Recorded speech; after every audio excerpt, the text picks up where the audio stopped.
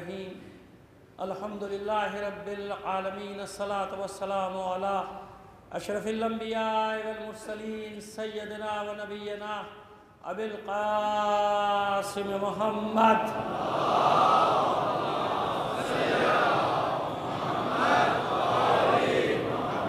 وآلہ الطیبین الطاہرین المعصومین ولعنۃ اللہ علی اعدائہم اجمعین من الآن الی قیام یوم الدین اما بعد فقد قال اللہ تعالی فی کتابہ المبین وہو اصدق القائلین وقولہ الحق بسم اللہ الرحمن الرحیم ولا تلبسوا الحق بالباطل وتکتموا الحق وانتم تعلمون صلوات بھیجئے محمد علیہ محمد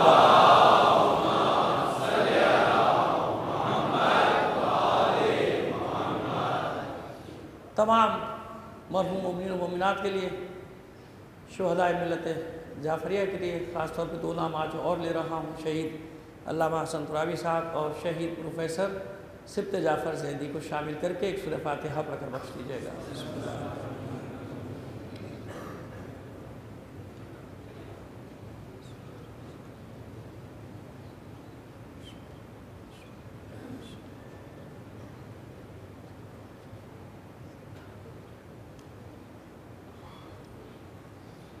صلوات عنایت فرما دیجئے محمد و آل محمد پر۔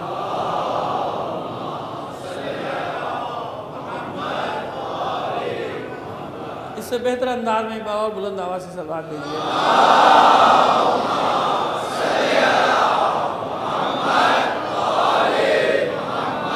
وَلَا تُلْبِسُوا الْحَقَّ بِالْبَاطِلِ، باطل کو حق کا لباس نہ پہناؤ، کہ حق کو باطل کا لبادہ نہ پہناؤ، حق کو باطل، باطل کو حق بنا کر پیش نہ کرو، اور جب کہ تم جانتے ہو حق کیا ہے پھر بھی حق کو چھپاتے ہو۔ وَتَكْتُمُوا الْحَقَّ وَأَنْتُمْ تَعْلَمُونَ، جانتے ہو پھر بھی حق کو چھپاتے ہو، جانتے بوجھتے۔ جب جھوٹ دیواروں میں نظر آنے لگے، جب جھوٹ بینروں میں نظر آنے لگے، جب جھوٹ پینا فلیکس پہ نظر آنے لگے، تو سمجھ لیجئے کہ یہی وہ لوگ ہیں جنہیں کہا گیا کہ وَتَكْتُمُوا الْحَقَّ وَأَنْتُمْ تَعْلَمُونَ، جانتے بوجھتے حق کو چھپاتے ہو۔ اس کا مطلب یہ ہوا کہ انہیں معلوم ہے حق کیا ہے، اس لیے تو چھپا رہے ہیں۔ یہی باطل کی پہچان ہے، حق کو جھوٹ کے سہارے کی ضرورت نہیں ہوتی، حق کو کبھی بھی طول تاریخ میں جھوٹ کے سہارے کی ضرورت نہیں پڑی۔ جہاں جھوٹ کا سہارا لیتا ہوا نظر آ جائے، آیات کا غلط مفہوم نکال کے لے کر آ جائے، احادیث کا غلط مفہوم اپنی جگہ احادیث گڑھ کر لے آئے، وضع کر لے احادیث، نہیں آتے نا، ادھر کی حدیث ادھر، ادھر کی حدیث ادھر، اس کا نام ادھر، اس کا نام ادھر، تو بس بتا رہی ہے، یہ بات ہی بتا رہی ہے کہ اگر حق ہوتا تو اسے جھوٹ کے سہارے کی ضرورت نہ ہوتی، حق کو کبھی جھوٹ کے سہارے کی ضرورت نہیں ہوتی، کیونکہ حق کو کوئی جلدی نہیں ہے اس بات کی کہ کوئی مانے یا نہ مانے۔ حق کی فطرت میں جلد بازی ہوتی ہی نہیں، جلد بازی وہاں ہوتی ہے جہاں معاملات ہاتھ سے نکلتے نظر آ جائیں۔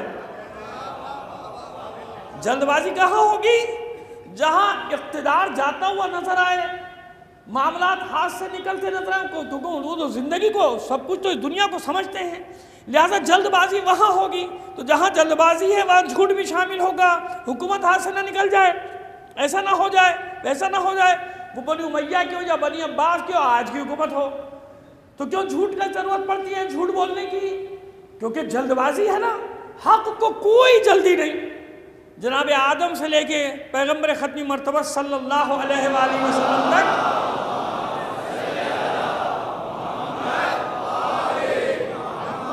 اور آپ کے پردہ فرمانے سے لے کر آج تک اور آخری زمانے تک، قیامت تک، حق کو کبھی کوئی جلدی، حق تو اللہ کے وعدے پر قائم ہے نا، کہ اللہ کا وعدہ ہے کہ ہر حال میں حق کو فتح ہوگی، جاء الحق وزہق الباطل، ہر زمانے کے لیے ہے یہ آیت۔ نہ سمجھے گا کہ ابھی آیت کی تطبیق نہیں ہوئی، آیت کی تطبیق اس وقت ہوگی جب امام کا ظہور ہوگا، نہیں، ہر زمانے کے لیے ہے یہ آیت کہ جاء الحق وزہق الباطل، جہاں جہاں بھی حق آ جائے گا باطل دفع ہو جائے گا، باطل فرار ہو جائے گا۔ باطل کی قسمت میں ہی فرار لکھا ہے، بدر سے لے کے کربلا تک، کربلا سے لے کر آج تک، آج کہاں جہاں بھی چلے جائیے حق و باطل کا معرکہ ہے، بالآخر باطل کو بھاگنا پڑتا ہے، کیونکہ حق کو کوئی جلدی نہیں، حق قائم ہے، دائم ہے، کھڑا ہے، میدان میں کھڑا ہے۔ ہر زمانے میں حق کو شکست ہوئی، ہو رہی ہے، ہوگی، باطل کو شکست ہوئی، ہو رہی ہے، ہوگی، اور حق کسی بھی زمانے میں شکست پذیر نہیں تھا، کبھی شکست نہیں، کبھی سوچے گا بھی نہیں۔ آج اسی پہ بات ہوگی کہ لوگ سمجھے کہ شکست ہوگی۔ کل ایک بڑا اہم مفہوم رہ گیا تھا جس کے لیے مجھے حکم دیا گیا تھا، لیکن وہ وقت ہاتھ سے نکل گیا تھا، آج بیان کریں گے کہ حق کبھی بھی شکست خوردہ نہیں ہوتا۔ مار دیا جائے، قتل کر دیا جائے، جلا دیا جائے، لوٹ لیا جائے، دربدر کر دیا جائے، ہجرتوں پہ مجبور کر دیا جائے، کل اشارہ کیا تھا نا، حق کو کبھی شکست نہیں ہوتی۔ لیکن حق کا ساتھ کون دیتا ہے، حق کے ساتھ کون کھڑا ہوتا ہے؟ دو معیار بتائے تھے کل آپ کی خدمت میں، ایک عقل سلیم، ایک نقل صحیح۔ عقل سلیم پر جہاں تک ہو سکتا تھا ایک مجلس میں کل بات کی، اب آئیے نقل صحیح، یعنی کسی کے قول کو صحیح نقل کرنا، غلط نہیں، کسی نے کوئی بات کہی ہے اس کو صحیح نقل کرنا، یہ لفظی معنی ہے نقل صحیح کا۔ کسی کی کوئی تقریر سنی، کوئی بات پسند آئی، کہیں جا کے نقل کر دی، یہ ہے نقل صحیح۔ اور نقل غلط کیا ہے کہ کہا کچھ، نقل کچھ اور کیا، کہا کسی اور کے لیے، لگا دیا کسی اور کے ساتھ، آیت آئی کسی اور کے لیے، چپکا دی کسی اور کے ساتھ۔ ایسا ہی ہے نا بھئی، ہوا نا طول تاریخ میں، ایسا ہوا نا بھئی، ہزاروں تفسیریں جو آج تک لکھی جاتی رہی تو کیوں لکھی جا رہی ہیں؟ کچھ نہ کچھ تو فرق ہے نا، جبھی تو لکھی جا رہی ہیں۔ آیات اپنی جگہ، قرآن کی صورتیں اپنی جگہ، مگر ہر تفسیر ایک دوسرے سے مختلف تو ہے نا، اور کہیں کہیں تو مطالب ہی بالکل الگ ہیں۔ تفسیر میں جو مطلب بیان کیے گئے سب بالکل الگ، میں کچھ کہہ رہا ہوں، وہ کچھ کہہ رہا ہے، وہ کچھ کہہ رہا ہے، وہ کچھ کہہ رہا ہے، ہم کہہ رہے ہیں اس کی شان میں، وہ کہہ رہا ہے اس کی شان میں، وہ کہہ رہا ہے اس کی شان میں۔ اب لوگوں کے پاس تو کوئی معیار ہے نہیں، جو مولوی نے بتا دیا مان لیا، لوگوں کے پاس معیار تو ہے نہیں، تو بھئی عالم سچ بول رہا ہوگا، ارے بھئی دیکھ لو عالم کس حالت میں بات کر رہا ہے، حالت بھی صحیح ہے کہ نہیں ہے اس کی، اس کے قول پہ کیسے اعتبار کر لیا جائے؟ جس حالت میں یہ گفتگو کر رہا ہے، جس کیفیت میں یہ گفتگو کر رہا ہے، جس پس منظر کے ساتھ یہ گفتگو کر رہا ہے، جس مائنڈ سیٹ کے ساتھ یہ گفتگو کر رہا ہے، جس مائنڈ سیٹ کے ساتھ یہ گفتگو کر رہا ہے، آیا اس کی بات قابل اعتبار بھی ہے یا نہیں ہے؟ تو ہے نا، تو نقل تو کر رہا ہے، نقل آیا صحیح کر رہا ہے، مگر تطبیق غلط کر رہا ہے، مگر معانی میں اپنی مرضی کی تبدیلیاں لا رہا ہے، مفاہیم اپنی مرضی کے لا رہا ہے، تفسیر اپنی مرضی کی لا رہا ہے، یعنی بس قول صحیح ہے مگر تطبیق غلط کر رہا ہے۔ نقل صحیح کیا کہلائے گا کہ نہیں، نقل صحیح کا تفاسیر میں اور علوم دینیہ میں نقل صحیح کا مطلب یہ ہے کہ صحیح طریقے سے لیا جائے، صحیح جگہ سے لیا جائے، صحیح فرد سے لیا جائے، یہ ہے نقل صحیح۔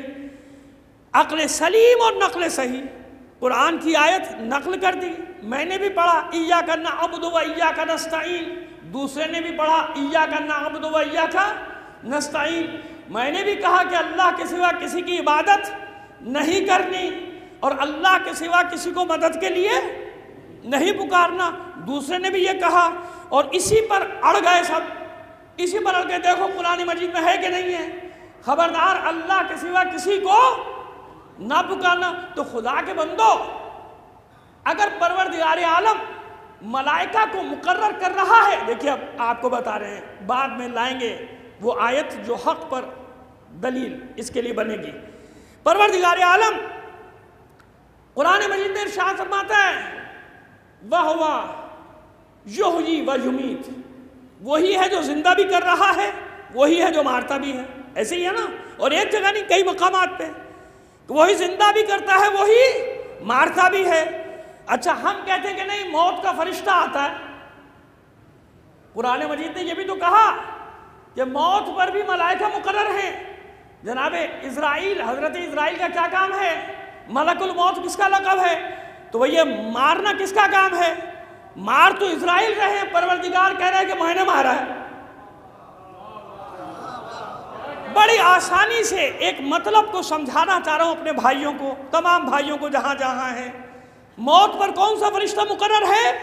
ملک الموت، جناب اسرائیل علیہ السلام. ایسا ہی ہے نا، مار وہ رہے ہیں مگر پروردگار کہہ رہے نہیں میں زندہ کرتا ہوں، میں مارتا ہوں.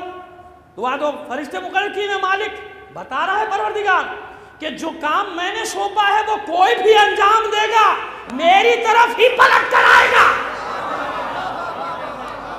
بارش میں برساتا ہوں، پانی میں دیتا ہوں، بادل میں اڑاتا ہوں. ایسا ہی ہے نا، سارے کام قرآن مجید میں پروردگار فرما رہا ہے میں نے انجام دیے. لیکن معبود یہ ملائکہ کیا کرتے ہیں؟ ایک جگہ ہے کہ یہ ملائکہ بادل کو اڑاتے ہیں، یہ ملائکہ لے کر جاتے ہیں. یہ جناب میکائیل ہیں جو بارش برساتے ہیں. تو جناب میکائیل کے فعل کو پروردگار اس لیے اپنی طرف پلٹا رہا ہے کہ ان کاموں کے لیے میں نے مقرر کیا ہے، لہذا جو یہ کام انجام دے رہا ہے در حقیقت میں انجام دے رہا ہوں، میری طرف پلٹے گا. ارے دنیا میں بھی اصول ہے کہ نہیں؟ بد امنی ہو تو ذمہ دار کون؟ چوری ہو تو ذمہ دار کون؟ قتل ہو تو ذمہ دار کون؟ ڈاکہ زنی ہو تو ذمہ دار کون؟ بھوک اور افلاس پھیلے تو ذمہ دار کون؟ خوشحالی پہلے تو کس کی تعریف؟ چیزیں خدا نہ کرے سستی ہو جائیں تو کس کی تعریف؟ ڈر لگتا ہے ایسے الفاظ بھی منہ سے نکالتے تھے. کس کی تعریف؟ تو بھائی وہی کچھ تو ہے نا، فطرت اللہ التی فطر الناس علیہا. کر کوئی رہا کام لیکن جو ذمہ دار ہے سب اس کی طرف پلٹے گا کہ نہیں پلٹے گا؟ بس عالمین کا جو رب ہے جو ذمہ داریاں دے رہا ہے انبیاء کو، اوصیاء کو، ملائکہ کو، اسی لیے تو دے رہا ہے. دھوکہ مت کھانا.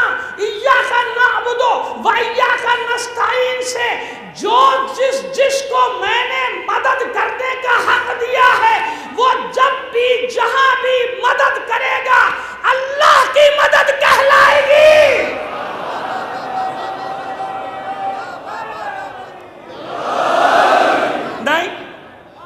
نہیں ابھی تو دعویٰ ہوا ہے،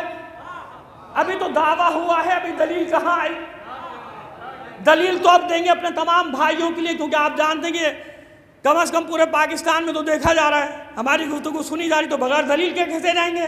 کل کوئی کھڑا ہو جائے کہ وہی بات آپ نے بھی کر دی کہ اپنی مرضی کا مطلب لے کے اڑ گئے. نہیں، اپنی مرضی کا مطلب لے کے نہیں اڑے. اب دلیل لیجئے کہاں کہاں مدد کسی اور نے کی. پروردگار کہتا ہے کہ ہم نے کی ہے. وہ آیات جو آپ سنتے رہے ان کی طرف نہیں جا رہا، اس طرف آ جائیے. جناب موسیٰ کو حکم ہوا اذهب الى فرعون انه طغى، جائیے. فرعون نے سرکشی کی، جائیے اس کی طرف، اس کی ہدایت کیجئے، نرمی سے بات کیجئے گا. کس نے حکم دیا؟ پروردگار نے. ذمہ داری کون دے رہا ہے؟ پروردگار عالمین. رسول کون بنا رہا ہے؟ اللہ کی ذات. اور جناب موسیٰ مدد کس سے مانگ رہے ہیں؟ جناب موسیٰ کلیم اللہ علیہ السلام مدد کس سے مانگ رہے ہیں؟ دعا کی ہے، سب کو یاد ہے. علماء تو بہت شوق سے، ذوق و شوق سے ان آیات کی تلاوت کرتے ہیں. رب اشرح لی صدری ویسر لی امری واحلل عقدۃ من لسانی یفقهوا قولی واجعل لی وزیرا من اہلی ہارون اخی. پروردگار سے دعا مانگ رہے ہیں. جس نے رسول بنایا، جس نے صاحب کتاب بنایا، وہ کہہ رہا ہے کہ جائیے فرعون سے مقابلہ کیجئے، اس کی ہدایت کیجئے. اور آپ کہہ رہے ہیں کہ وَجَعَلْ لِي وَزِيرًا مِّنْ أَهْلِي هَارُونَ أَخِي أُشْدُدْ بِهِ أَزْرِي وَأَشْرِكْهُ فِي أَمْرِي. وزیر بنا دے، میرے گھر سے ہو، میرا بھائی ہو، ہارون ہو، اور اس کے ذریعے سے میری پشت کو مضبوط کر دے. کیوں؟ اللہ مضبوط کرنے کے لیے کافی نہیں ہے.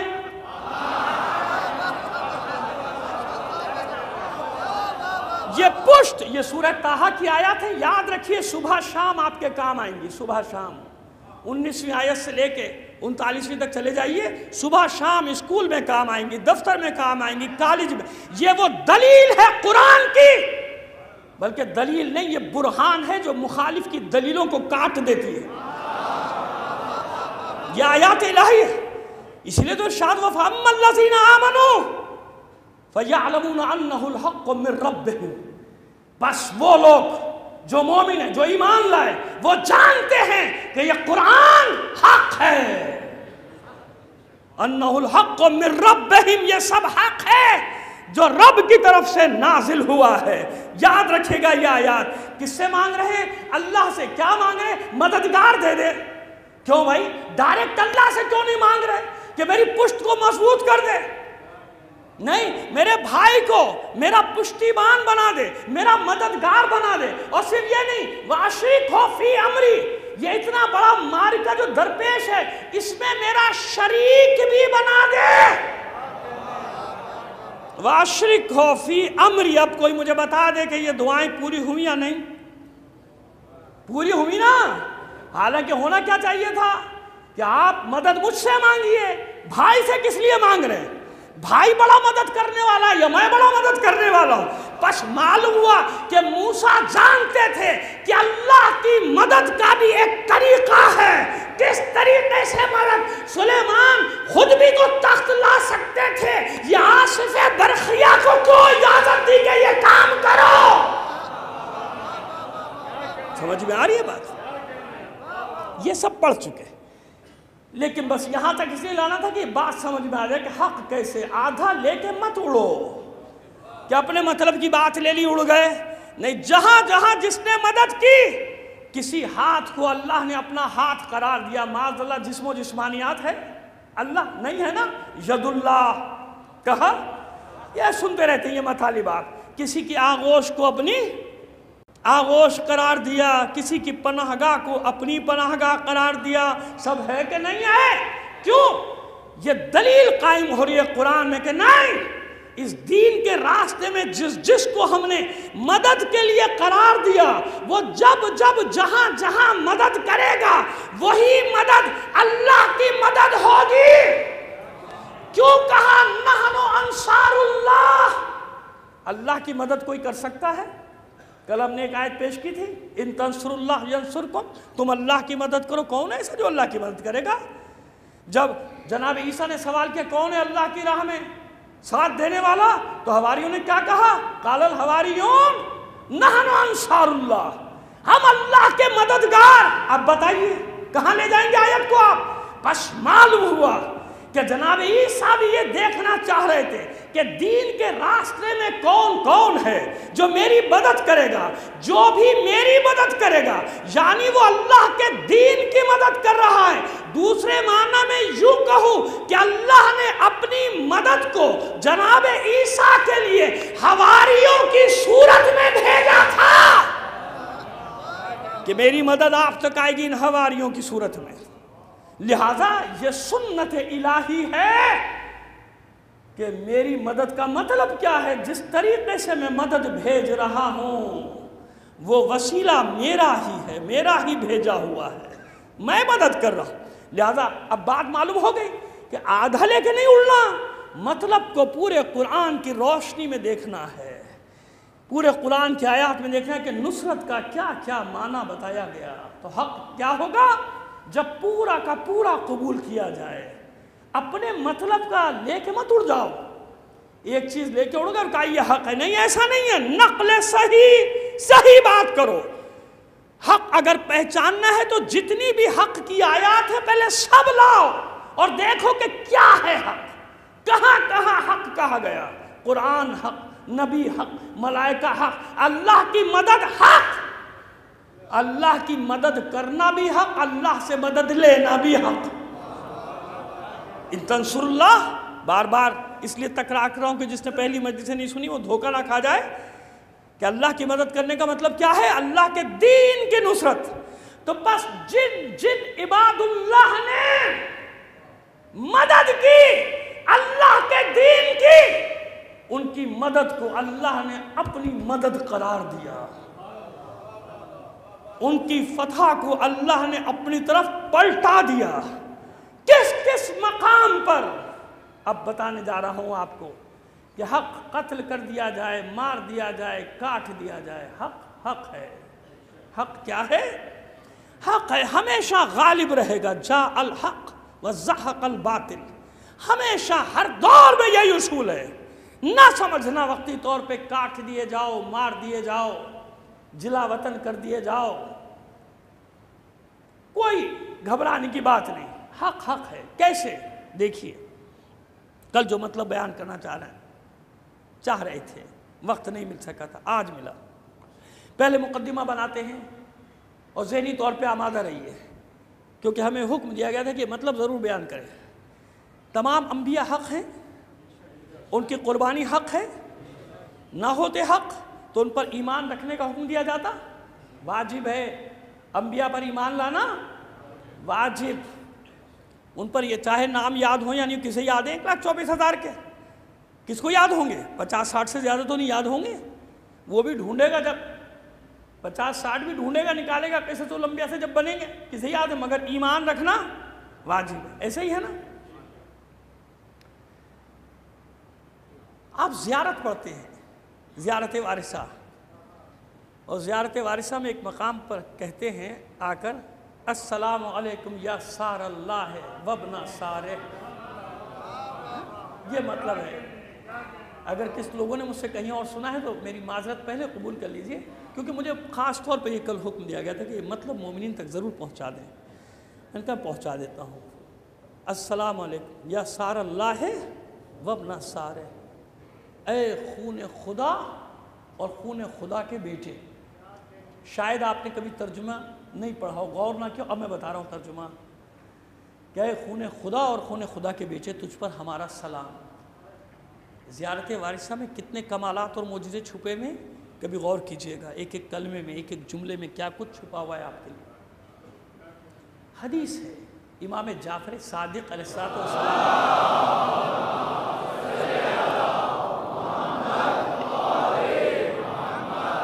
فرماتے ہیں کہ اللہ اپنا انتقام نیک بندوں کے ذریعے سے لیتا ہے، اور اپنے نیک بندوں کا انتقام ظالموں پر اس سے بڑا ظالم مسلط کر کے دیتا ہے۔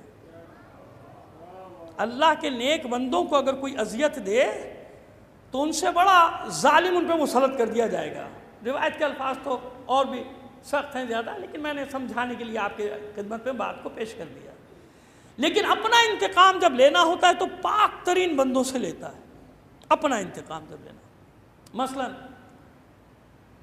فرعون کو تباہ کرنا ہوا، جناب موسیٰ کو مسلط کیا، نیک ترین بندہ۔ نمرود کو تباہ کرنا ہوا، جناب ابراہیم علیہ السلام، اپنا انتقام۔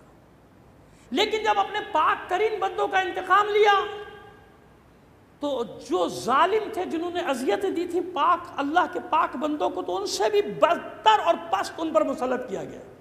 مثال دیتا ہوں تاریخ میں، جناب یحییٰ علیہ السلام، جناب زکریا علیہ السلام کے صاحبزادے، ان کا بڑا ذکر کیا ہے۔ جناب سید الشہداء نے راستے بھر یاد کرتے رہے، کربلا تک، شب عاشور تک جناب یحییٰ کا بار بار ذکر کرتے تھے، بار بار ذکر کرتے تھے۔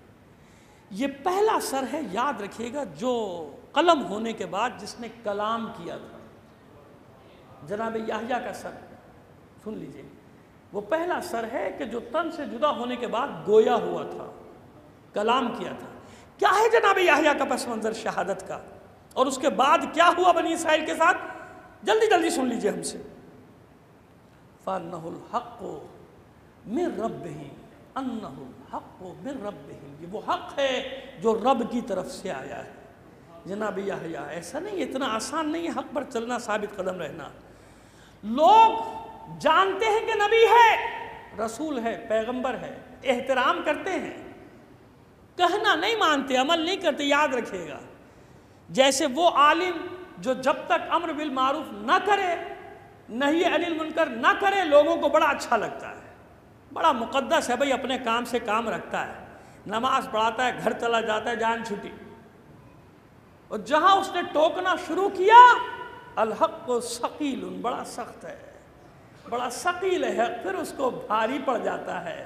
لہذا اس زمانے میں یہی تھا کہ لوگ احترام اور تقدس اپنی جگہ احترام کرتے تھے کہ اللہ والا ہے، نیک انسان ہے، عبادت گزار ہے، اللہ کی بارگاہ میں گریا کرتا رہتا ہے، مگر عمل نہیں کرتے تھے، کہنا ونا نہیں مانتے تھے جناب یحییٰ کا، مگر احترام ظاہری تھا، احترام ظاہری تھا۔ یہ آج بھی ہوتا ہے، جب تک آپ کی گفتگو مفادات سے نہیں ٹکرا رہی آپ بہت اچھے، جب تک آپ کی گفتگو مفادات سے نہیں ٹکرا رہی بہت اچھے، جہاں مفادات سے ٹکرائی پھر بڑا مسئلہ ہو گیا، پھر آپ بڑے خراب ہو گئے کہ جو ہم کر رہے ہیں اس کی ہاں میں ہاں نہیں کر سکتے تو خاموش تو بیٹھو، بولنا ضروری ہے۔ یہ بھی ہوتا ہے کہ بھئی اگر ہماری ہاں میں ہاں نہیں ملا سکتے تو خاموش ہی ہو جاؤ، یہ بڑی مشکل ہے، لیکن کیا کیا جائے؟ جناب یحییٰ کو پڑھا ہے، جناب زکریا کو پڑھا ہے، انبیاء کو پڑھا ہے، ائمہ طاہرین کو پڑھا ہے، کربلا کو پڑھا ہے، نہ پڑھا ہوتا تو چلو بھئی دوسروں کی طرح سے ہو جاتے، لیکن جب پڑھا ہے تو پھر عمل تو کرنا پڑے گا بھیا، تو کیا کیا جائے؟ جناب یحییٰ کے زمانے کا جو بادشاہ تھا، یہ واقعہ سن لیجیے، یہ واقعات عام مجالس میں سنائے نہیں جاتے عموماً، مر گئی نہیں، اس نے اپنی بیوی کے چھوٹی بہن سے عقد کر لیا، کوئی بات نہیں، شریعت الہی میں کوئی فعل حرام نہیں کیا۔ وہ جو شادیوں کی بیوی آئی اس کے بڑے خواب و خیال تھے کہ کس طرح سے اس پوری حکومت کو اپنے قبضے میں لے لیا جائے۔ بڑی معذرت کے ساتھ دست بستہ کچھ سمجھانا چاہ رہا ہوں، اس لیے بہت ہی احتیاط سے جلدی سے گفتگو کرتا ہوا چلا جاتا ہوں کہ اس کی بچی تھی جوان، اس نے چاہا کہ اس کے ذریعے سے، بادشاہ تو عیاش ہوتے ہی ہیں، اس کے ذریعے سے اس کو قابو کیا جائے۔ وہ کہا کہ یہ میری بچی سے عقد کر لے، ماشاءاللہ تھا تو عیاش، مگر کہا کہ بھائی کیسے ہوگا، یہ کیسے ہو سکتا ہے، تو میری زوجہ ہے، تو میری بیوی ہے، اور یہ تیری بیٹی، کہا کہ تیری بیٹی تو نہیں ہے نا، تیری بیٹی نہیں ہے۔ اس نے کہا نہیں، یہ میں نہیں کر سکتا، یہ نہیں کر سکتا، یہ تو گناہ ہے، یہ تو حرام ہے۔ کہا یحییٰ سے پوچھوں گا، جب بہت اس نے دھوکہ دینے کی کوشش کی، یحییٰ سے پوچھوں گا، اتنا معلوم تھا کہ یحییٰ فقیہ ہے بھائی، یحییٰ صحیح بات بتائیں گے۔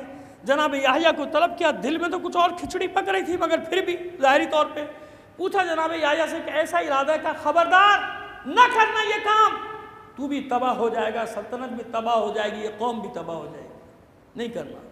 ڈر گیا، نہیں کروں گا، یہ کام نہیں کروں گا، عقد میں نہیں لوں گا۔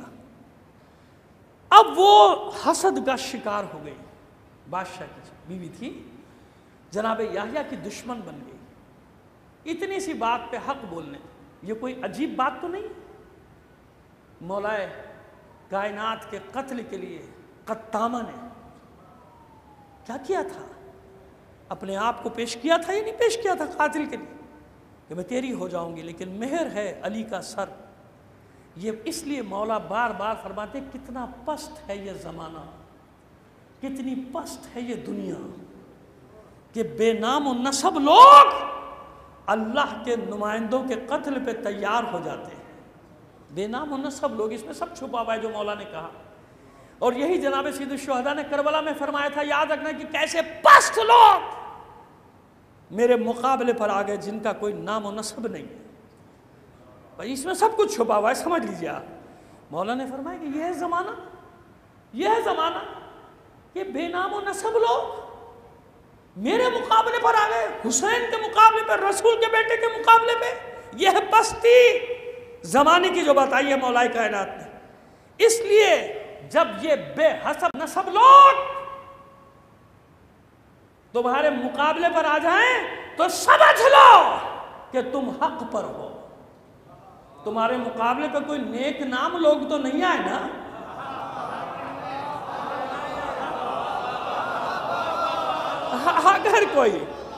اگر کوئی نیک نام لوگ آتے تو پھر آپ شک کرتے اپنے بارے میں، لیکن جب معلوم ہے کہ مقابلے پر آنے والے بے نام و نسب ہیں، مقابلے پر آنے والے وحشی ہیں، درندے ہیں، بھیڑیے، جانوروں سے بدتر ہیں، اسفلا سافلین ہیں، لہذا اطمینان رکھو کہ تم حق پر ہو، اطمینان رکھو کہ تم حق پر ہو۔ اب دشمنی جناب یحییٰ سے، خوب نشے میں خوب شراب پلاتی ہے بادشاہ کو، اس لیے حرام قرار دیا گیا کہ محرم نامحرم کی تمیز کھو بیٹھتا ہے انسان اس نشے میں،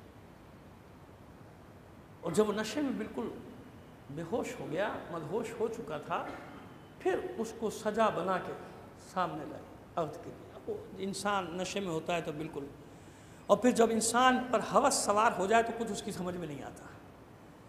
بڑا کہا کہ اس کو سمجھا دیا تھا بیٹی کو، اس نے کہا نہیں میرا مہر ہے، کہا جو مہر ہے اپنی سلطنت دے دوں گا تجھے حاصل کرنے کے لیے، کہا نہیں میرا مہر ہے یحییٰ کا سر۔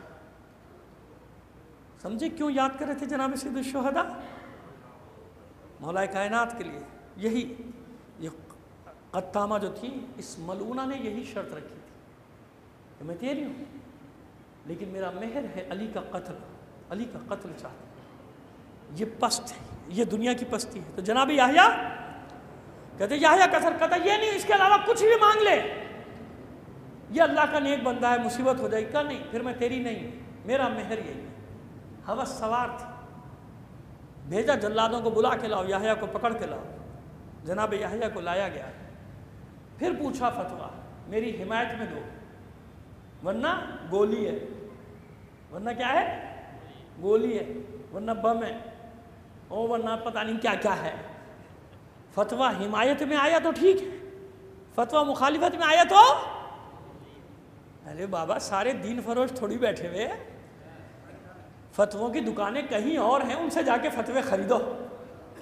ہر کوئی فتوے بیچنے والا نہیں ہے، جو بیچنے کے عادی ہیں، جنہوں نے کربلا میں بھی فتوے بیچے تھے، امام حسین کے خلاف فتوے دیے تھے نا دینار و درہم کے عوض 700، آج بھی کچھ لوگ فتووں کا پلندہ لے کر گھومتے کہ ہم تھوڑی کہتے 600 مفتیوں نے فتویٰ دیا، وہ تم سے بھی بدتر ہے مفتے،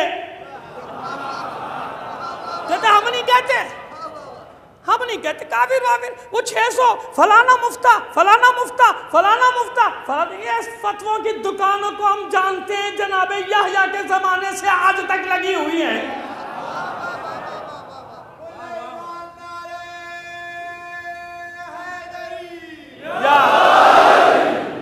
وہ بیٹھا تھا، بھاگ گیا تھا ٹیلی فون لائن چھوڑ کے ہمارے ساتھ، یہ بکواس کیا جا رہا تھا، ہم تھوڑی کہتے یا تو اتنے مولویوں نے، اتنے علماء نے فتویٰ دیا، وہی علماء تھے جنہوں نے قتل حسین کا فتویٰ دیا تھا۔ میں 700 مفتیوں کو نہیں جانتا، میں تو کوفے میں یہ ڈھونڈ رہا ہوں کہ وہ ایک کون ہے جس کا نام ہے حبیب ابن مظاہر۔ تمہیں نظر نہیں آتا وہ فقیہ؟ مجھے نظر آ گیا وہ فقیہ۔ تو خیر جناب یحییٰ نے کہا دیکھ یہ کام نہ کرنا، کہا حکم دیا قتل کر دو، کہا قتل کر دے مگر یہ کام نہ کرنا، تباہ ہو جائے گا، تباہ ہو جاؤ گے، پوری قوم تباہ ہو جائے گی۔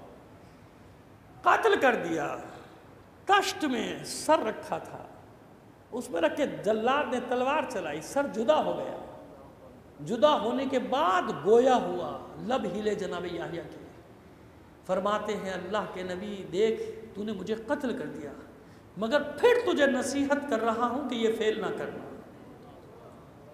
خیر جو واقعہ بتانا چاہ رہا ہوں ہوا کیا، چند قطرے زمین پر خون کے گر گئے، جس جگہ وہ قطرے گرے زمین نے جوش مارنا شروع کر دیا۔ جب زمین نے جوش مارنا شروع کیا، مٹی ڈالی گئی، مٹی میں سے نکل آیا، اور ڈالی گئی اور اس میں سے نکل آیا، ڈھیر لگ گیا، جتنا ڈھیر بناتے جاتے تھے خون جوش مارتا تھا۔ جانتے ہیں کب تک یہ خون جوش مارتا رہا؟ 470 سال، 400 مر گیا وہ بادشاہ، وہ لوگ بھی مر گئے، تباہ ہو گئے۔ اللہ نے ان پر مسلط کیا بخت نصر کو، سفاک ترین حاکم زمانے کا، وقت نہیں اس کی تفصیل میں جانے کا کہ اس کی صفات آپ کو بتاتا، بدترین پسترین پلید ترین انسان کو بنی اسرائیل پہ مسلط کر دیا، بیت المقدس پہ حملہ کیا، اینٹ سے اینٹ بجا دی، 70,000 یہودیوں کا قتل عام کیا، چھوڑا نہیں، بیت المقدس میں خون کی ندی بہا دی، اور خون بہاتے بہاتے جب اس مقام پر پہنچا جس کے گرد دیوار کھینچ دی گئی تھی، پوچھا یہ کیا مقام ہے؟ کہا یہ یحییٰ کا خون ہے جو جوش مارتا ہے۔ کہا میں نہیں مانتا، لاؤ اس پر ریت ڈالو، پتھر ڈالو، ڈال دیے گئے، پھر نکل آیا۔ تھا تو پاگل، اس زمانے کا چنگیز تھا۔ کہتا ہے کہ آخر کیا ہے اس کا راز کیا ہے؟ کہا لوگ کہتے ہیں کہ یہ اس وقت تک خون مارتا رہے گا جب تک یحییٰ کا انتقام پورا نہ ہو جائے، جب تک یحییٰ کا ایک بھی یہودی باقی ہے اس بیت المقدس میں باہر نہیں، جب تک ایک بھی باقی ہے یہ خون جوش مارتا رہے گا۔ ڈھونڈو، چن چن کے قتل کیا جا رہا ہے مگر خون نہیں رکتا، جوش مار رہا ہے۔ جنگلوں میں، پہاڑوں میں ڈھونڈو، ایک بڈھا پتھروں کے پیچھے چھپا ہوا نکل آیا، نکالو اس کو، قتل کیا۔ پھر بھی ایک یہودی بڑھیا درخت کی کھو میں چھپی ہوئی، نکالو، اس کو بھی قتل کیا گیا۔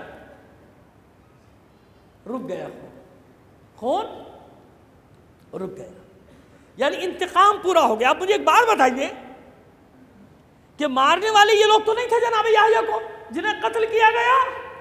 نہیں تھے نا بھئی۔ انتقام کیسا؟ انتقام تو ان سے ہوتا ہے جنہوں نے مارا ہو۔ مارنے والا بھی گیا۔ اس زمانے کے جو لوگ جنہوں نے ایکشن نہیں لیا، مظلوم مرتے رہے، کٹتے رہے، قتل ہوتے رہے، خاموش رہا معاشرہ، تو وہ تو چلے گئے نا۔ یہ کیسا انتقام کا؟ نہیں، جو راضی رہا، جب تک راضی رہا، انتقام پورا کب ہوگا؟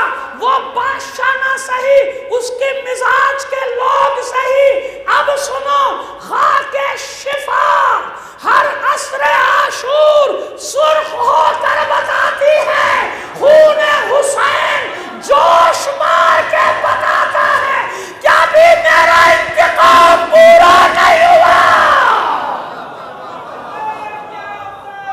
لبیک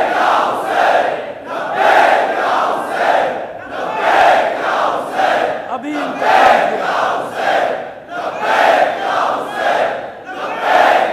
اس لیے اس آنے والے کا ایک لقب ہے منتقم، ہے نا؟ اب سمجھ میں آگئی بات کیا کہنا چاہ رہا ہوں؟ انتقام لے گا۔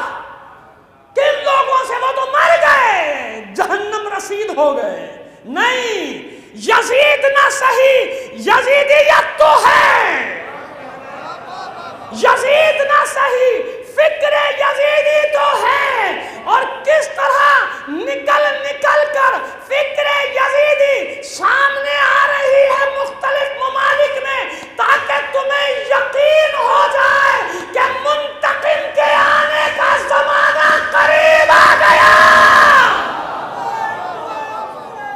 لبیک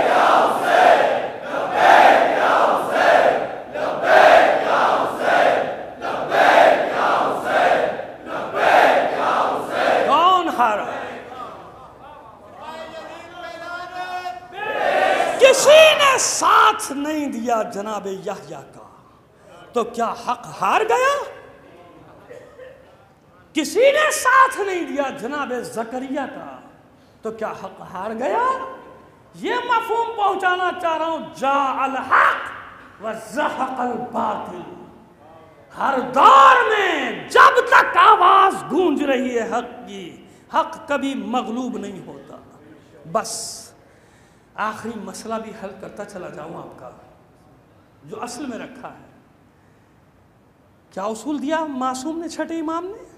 کہ اللہ اپنا انتقام لیتا ہے پاک ترین بندوں کے ذریعے، اور اپنے انبیاء کا، اوصیاء کا انتقام لیتا ہے ان پر ظلم ڈھانے والوں پر، ان سے بھی بدتر ظالم کو مسلط کر کے۔ بنی امیہ پہ بنی عباس کو مسلط کیا، ایسا ہوا نہیں؟ کتنی بار تاریخ میں آپ دیکھیں کہ ظالم سے ٹکرا گیا، حالات ایک دم ہی بدل گئے۔ بدلتے ہیں کہ نہیں بدلتے؟ ایسے ہی ہے۔ لیکن میں آپ سے سوال کرتا ہوں، اپنے نیک بندوں کا انتقام لے گا ظالم کو مسلط کر کے؟ یہ جو حسین کا انتقام لینے کے لیے آ رہا ہے، شہداء کربلا کا انتقام لینے کے لیے آ رہا ہے، یہ تو طاہر و مطہر ہے، یہ تو زادہ رسول ہے، یہ تو نسل پاک رسول ہے۔ سوال پیدا ہو گیا نا، بس کافی ہے نا، اتنا سوال پیدا ہو گیا، بس کی تشریح میں نہیں جاتے، سمجھ گئے سوال کو؟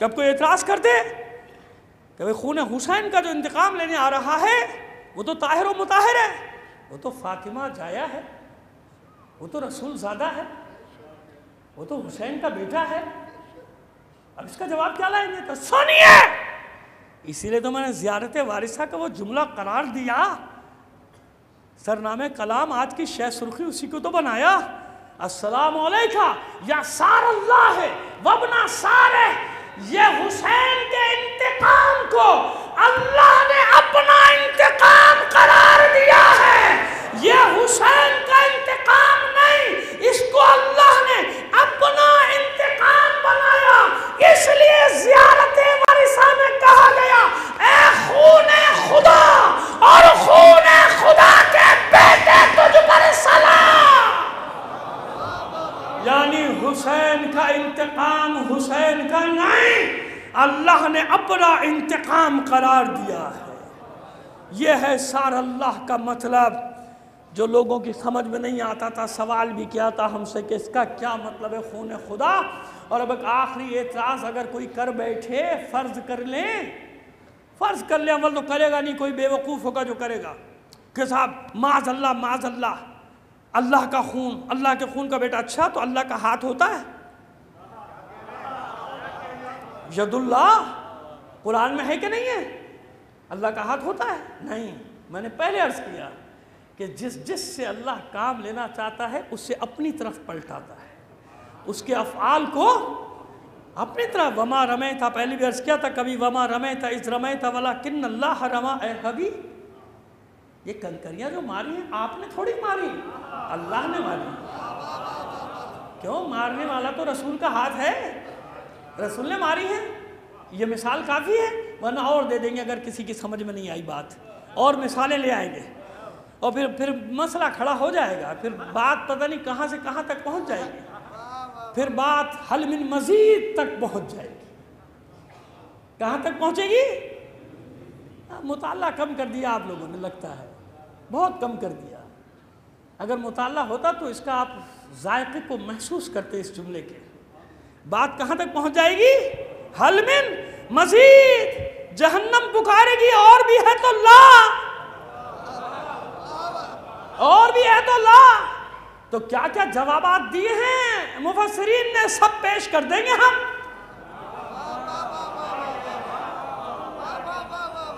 کیسے بھرے گا جہنم کا پیٹ؟ جن کو معلوم ہے، جن کو نہیں معلوم ان کو بتا دینا، یہاں سے نہیں بتاؤں گا۔ صلوات بھیجیے محمد آل محمد پر۔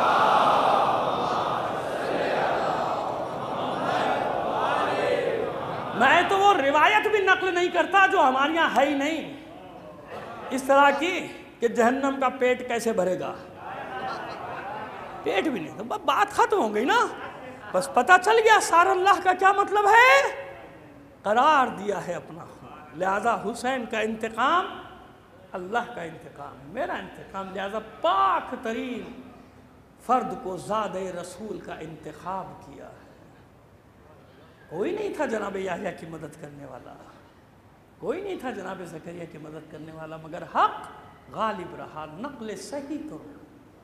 میں نے تو آج واقعات بھی وہ پیش کیے کہ جو تمام مکاتب فکر میں مسلمہ ہیں، یعنی ان میں کوئی اختلاف نہیں ہے، سب جگہ یہی ہے، جناب یحییٰ ہوں، جناب زکریا ہوں، جناب ابراہیم ہوں، جناب موسیٰ ہوں، حق کبھی مغلوب نہیں ہوتا، چاہے سر کٹ جائے۔ اس وقت بھی نامعلوم کتنے نمرود کے دربار میں جمع تھے، اس کے علماء، نمرود کے، جن کو نمرود کہتا تھا یہ بڑے بڑے ہیں بھائی، اتنے سارے، ابراہیم تو اکیلا ہے، میرے پاس کتنے سارے علماء بیٹھے ہیں، وہ سب نمرود کے فیور میں فتوے دیا کرتے تھے، موسیٰ کے فیور میں فتوے دیا کرتے تھے۔ بس قتل حسین کا فتویٰ جب آ سکتا ہے تو میری آپ کی کیا حیثیت ہے بھائی؟ میری آپ کی کوئی حیثیت ہے؟ ذرا سوچئے تو صحیح کہ حسین کے قتل کا فتویٰ دینے کے لیے لوگوں نے کتنی قیمت وصول کی ہو اور کتنے دن وہ قیمت چلی، مگر مجھے ان 700 یا 400 مفتیوں کو تھوڑی دیکھنا جو درہم و دینار کی تھیلیاں لیتے ہیں، یا صرف یہ بھی نہیں، صرف اس لیے کہ قریب آ جائیں، قریب آ جائیں، حاکم کے قریب ہو جائیں، قربت حاصل کرنے کے لیے ہمیں اچھی نظر سے دیکھے، یہ ہماری تعریف کرے، یہ ہمارے سینے پہ اپنی حمایت کا تمغہ سجا دے، یا ہم اس کے حامی ہیں، وہ خوش ہو جائے گا، ہم اس کے حامی ہیں، ہماری جان بچ جائے گی، ہمارا مال بچ جائے گا، اور ہمیں منصب بھی ملنے کی امید ہے، شاید کچھ بنا بھی دیا جاؤں۔ یہ بھی تو ایک لالچ ہوتی نا، رے کی سلطنت کل نہیں ہے، آج بھی رے کی سلطنتیں لوگوں کی نظروں کے سامنے ہیں۔ پتہ نہیں سینیٹر بنا دیا جاؤں، پتہ نہیں ایم این اے بنا دیا جاؤں، پتہ نہیں ایم پی اے بنا دیا جاؤں، تو وہ رے کی سلطنت نہیں، یہ تو ظہور کے زمانے تک، آخری مارکے تک یہ عہدوں کے لالچ لوگوں کے دین کے فروخت کرنے کا سبب بنتے رہے ہیں، بنتے رہیں گے۔ مجھے یہ سب نہیں دیکھنا اور نہ دکھانا ہے آپ کو، میں تو جو دیکھ رہا ہوں وہی دکھاؤں گا۔ وہ سینکڑوں مفتیوں کو مجھے نہیں دیکھنا، مجھے تو اس مفتی کو دیکھنا ہے جسے حسین فقیہ کہہ دے گا، جسے حسین فقیہ کہے گا وہ فقیہ ہے میرا۔ باقی کوئی کچھ فتویٰ دیتا رہے کہ اس کے حق میں آدھے، اس کے حق میں آدھے، اس کے حق میں روزانہ بیچ رہے ہوتے ہیں دین اپنے اپنے مفادات کی خاطر۔ کیا عرض کروں آپ کی خدمت میں، اب تو وقت بھی آ گیا، تقریباً مجلس کا وقت ختم ہونے کے لیے آ رہا ہے۔ بس مجھے تو یہ دیکھنا ہے کہ حسین نے کسے فقیہ کہا اور فقیہ کی پہچان کیا ہے۔ خط پہنچا ہے حسین کا کوفے میں، یہ وہ حسین ہیں جو مکے سے چلے ہیں تو کہہ کے ہوئے آ رہے ہیں حوارائیوں سے، جس کو جانا ہے چلے جاؤ، جس کو جانا ہے چلے جاؤ۔ لیکن یہی حسین کربلا سے خط لکھتے ہیں حبیب ابن مظاہر کو، اور یوں ہی نہیں، القابات کے ساتھ لکھا، اور جسے حسین کوئی لقب دے دے تو فقیہ کوفہ، جسے حسین فقیہ کہہ دے اس کی فقاہت کا عالم کیا ہوگا؟ فقیہ کوفہ، بچپن کے دوست، اپنے بھائی حبیب ابن مظاہر کے نام۔ حبیب، میں دشمنوں کے لرغے میں آ گیا، جتنی جلد ہو سکے میری نصرت کے لیے پہنچ جاؤ، میری مدد کے لیے پہنچ جاؤ، تاخیر نہ کرنا۔ جب یہ خط ملا ہے، بازار میں تھے جناب حبیب، جب قاصد خط لے کر پہنچا، ایک تاریک گوشے میں لے گئے تھے، خط کو پڑھا، پیشانی پہ بل نمودار ہو گئے، شکنیں نمودار ہو گئی پیشانی۔ خط کو ابا کی جیب میں رکھا، ساتھ لے کر آئے، مہمان خانے میں بٹھایا، زوجہ دسترخوان لگائے بیٹھی ہے، یار ابھی بہت دیر کر دیا آپ نے، اور میرے مولا کا قاصد آیا تھا، خیر تو ہے، اور تیرے چہرے پہ پریشانی کیسی ہے، یہ تفکرات کیسے؟ آج نعرہ حیدری، اطمینان، اطمینان، اطمینان، بیٹھے رہے، اطمینان، نعرہ تکبیر،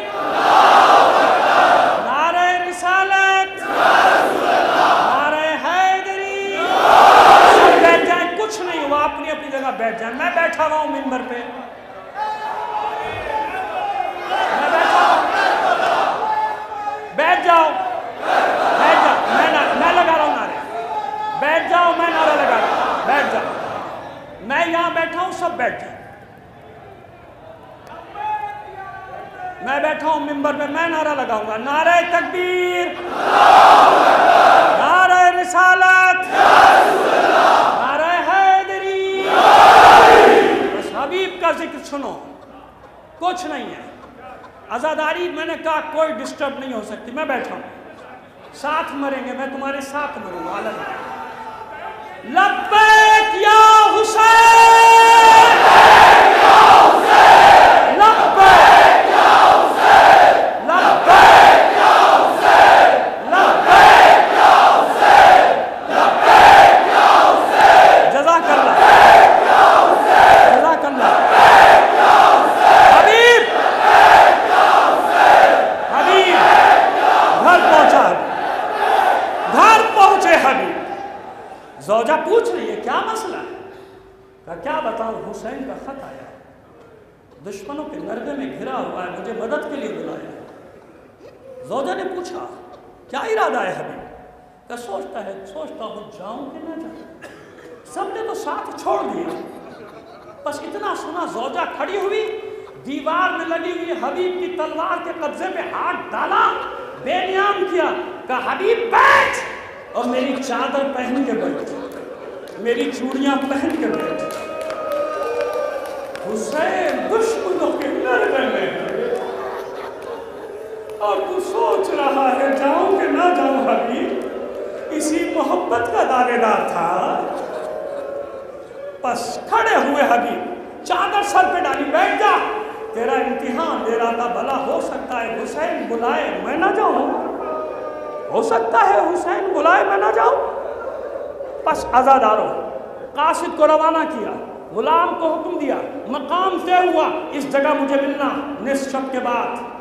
راستہ بنانے میں دیر لگی حبیب کو، جب پہنچے معینہ مقام پر تو دیکھا کہ گھوڑا پیر پٹک رہا ہے بے چینی سے، اور غلام گردن پہ ہاتھ پھیرتا جاتا ہے وہ اسب وفادار کی، اور غلام کہتا ہے کہ بس کچھ دیر اور انتظار کروں گا، اگر میرا آقا حبیب نہ آیا تو میں تجھ پر سوار ہو کر فرزند زہرا کی مدد کے لیے جاؤں گا۔ عزاداران حسین آسمان کی طرف نگاہ کر کے کہتا ہے حبیب یہ کیسا زمانہ آ گیا؟ حبیب کہتا ہے یہ پروردگار یہ کیسا وقت آ گیا؟ غلام آقاؤں پر سبقت کر رہے ہیں۔ پہنچا، حسین صبح کی نماز پڑھ کر اپنے انصار کے جھرمٹ میں بیٹھے ہیں، کوفے کی جانب سے گرد و غبار ہوتا ہوا دیکھا، تکبیر بلند کی، اللہ اکبر، انصار نے جواب دیا اللہ اکبر۔ حسین فرماتے ہیں جاؤ استقبال کو میرے بچپن کا دوست حبیب آ رہا۔ عباس آگے آگے، باقی انصار پیچھے پیچھے۔ حبیب نے آ کے دیکھا، گھوڑے سے اتر گئے، چلا کر کہا اے فرزند ابو تراب، میں اس قابل نہیں کہ علی کی اولاد میرے استقبال کو آئے۔ عباس نے آگے بڑھ کر گلے سے لگایا، میرے مولا حسین نے تیرے استقبال کے لیے بھیجا ہے۔ انصار اپنے جھرمٹ میں لے کر آئے، دوڑ کر حبیب حسین کے قدموں پہ سر رکھ دیتا ہے، مولا مجھے آنے میں دیر تو نہیں ہوئی؟ حسین نے سر اٹھا کے سینے سے لگایا، نہیں حبیب صحیح وقت پر آ گئے، حبیب صحیح وقت پر آ گئے۔ حبیب نے کچھ نہیں پوچھا کہ ان کا لشکر کتنا ہے، آپ کے پاس کتنے ساتھی ہیں، سب باری باری معانقہ کر رہے، گلے مل رہے ہیں حبیب سے۔ جناب فضہ پہنچی، حبیب تجھے مبارک ہو، حیران ہو کر کہتے ہیں حبیب کس بات کی مبارکباد دیتی ہو فضہ مجھے؟ کہا حبیب تجھے مبارکباد کیوں نہ دوں، میری شہزادی نے تجھے سلام بھجوایا، کہا ہے جاؤ میرا بھائی حبیب آیا، میرے بھائی حبیب کو میرا سلام کہہ دو۔